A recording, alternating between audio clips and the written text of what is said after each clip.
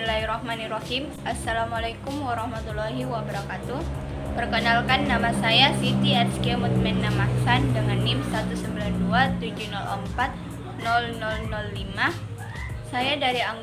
Saya dari anggota kelompok 2, di mana anggotanya yaitu Andi Anugerah Ruksi Arba'ah 192704008, Muhammad Fadil Abdillah 19270410007, Megawati 19270420003, Nurul Fajrian Firhan 192704010, Nur Andini Febrianti Syafutri 19270410008, Nur Husna 19270400007, Risa Setapieka Suci 19270410001, Nur Fadila W 19270410012. Di sini kami akan membawakan materi perkembangan kognitif, di mana pengertian perkembangan kognitif menurut Santro dan Nielsen.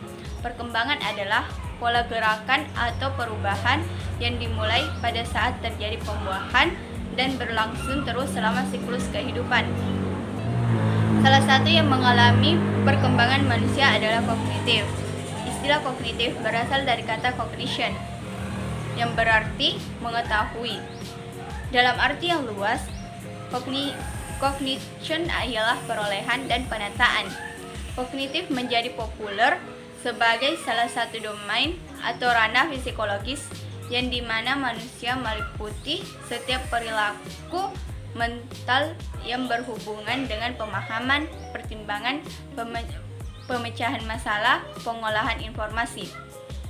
Dari pengertian di atas dapat saya simpulkan bahwa perkembangan kognitif ialah tahapan-tahapan perubahan yang terjadi dalam rentang kehidupan manusia untuk memahami, mengolah informasi, memecahkan masalah dan mengetahui sesuatu.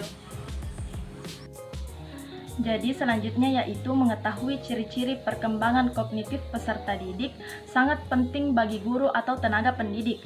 Mengetahui ciri-ciri perkembangan kognitif ini dilihat dari usia 5 atau 6 tahun hingga 12 tahun. Perkembangan kognitif ini dapat juga dilihat dari kegiatannya di sekolah maupun di rumah, sehingga perkembangan ini sangat penting diketahui oleh tenaga pendidik atau orang tua dari peserta didik. Jadi, di ciri-ciri perkembangan kognitif anak dapat dilihat dari dua sisi. Yang pertama yaitu perkembangan kognitif anak di usia 5-7 tahun, seperti anak mulai mengetahui konsep kemarin, hari ini, dan besok, dan mengetahui kiri dan kanan, mengetahui beberapa kosakata baru, mengetahui sudut pandang lainnya dari anak seusianya, dan mulai belajar dan membaca. Yang kedua yaitu perkembangan kognitif anak di usia 8-12 tahun, seperti anak mulai mengembangkan minat dan bakat, dan mulai memahami uang dan waktu, dan mulai mengerti humor dan permainan baru.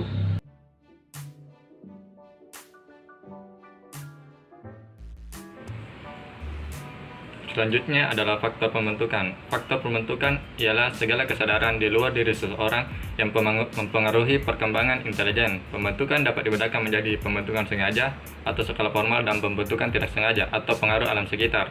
Sehingga manusia berbuat intelijen karena untuk mempertahankan hidup atau dalam bentuk penyesuaian diri.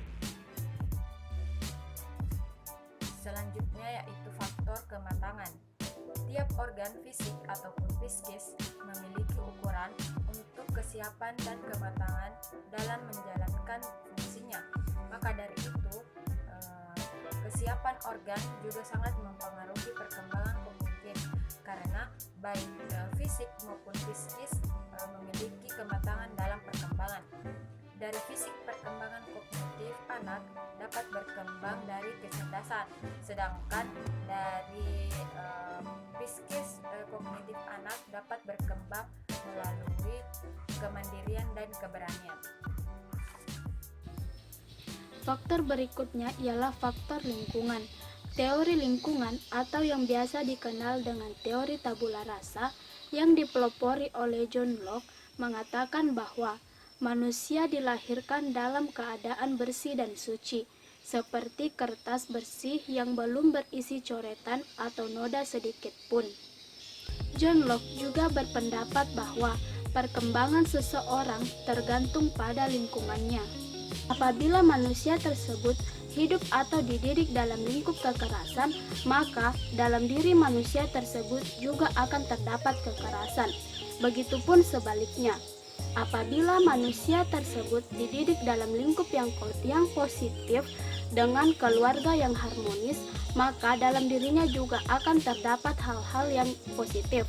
Salah satu faktor lingkungan yang mempengaruhi perkembangan manusia ialah faktor lingkungan sekolah, di mana guru merupakan seseorang yang terdidik secara khusus di bidangnya untuk menstimulus anak berkembang secara baik. Kegiatan dan aktivitas di lingkungan sekolah menjadi objek perkembangan kepribadian manusia. Sekolah menjadi fasilitator untuk anak berkembang baik di bidang akademik maupun non-akademik. Faktor berikutnya ialah faktor hereditas atau keturunan. Faktor hereditas merupakan proses penurunan sifat-sifat atau ciri-ciri tertentu terhadap orang tua kepada kerabat-kerabat terdekatnya. Nah, faktor hereditas ini terhadap perkembangan anak merupakan faktor yang pertama yang mempengaruhi perkembangan anak. Dalam hal ini, hereditas dapat diartikan bahwa sebagai suatu totalitas karakteristik individu yang diwariskan orang tua terhadap anaknya. Bisa dilihat dari bentuk tubuh, warna kulit, dan sebagainya. Sehingga faktor hereditas ini dalam psikologi perkembangan memang peran yang begitu penting dalam perkembangan anak hingga dewasa. Faktor minat dan bakat.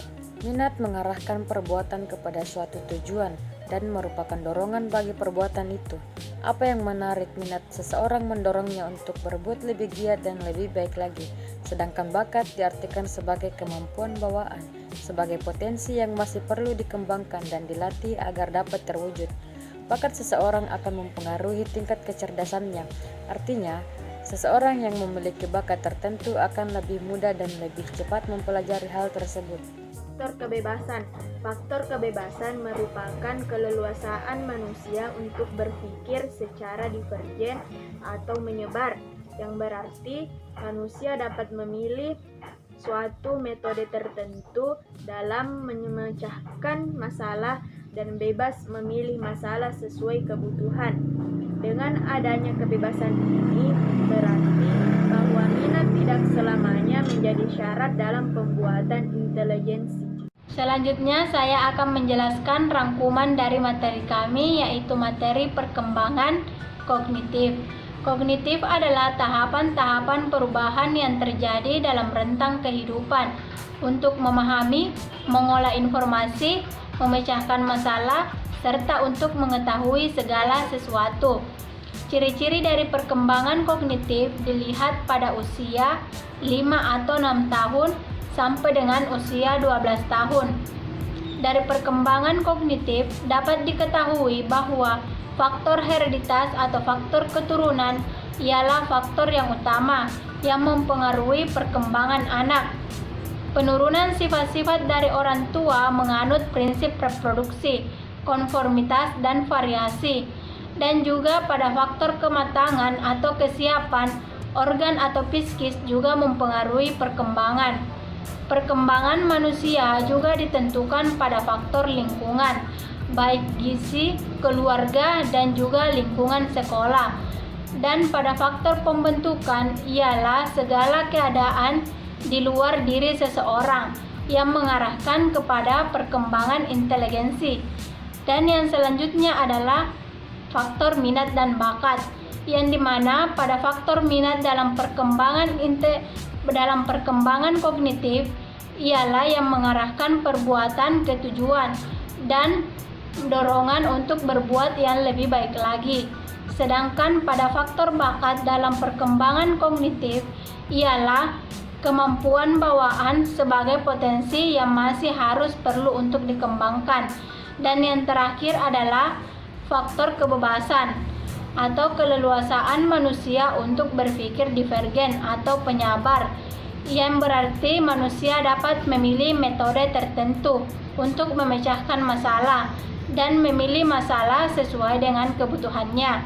Sekian dari materi kami, semoga bermanfaat untuk kita semua. Wassalamualaikum warahmatullahi wabarakatuh.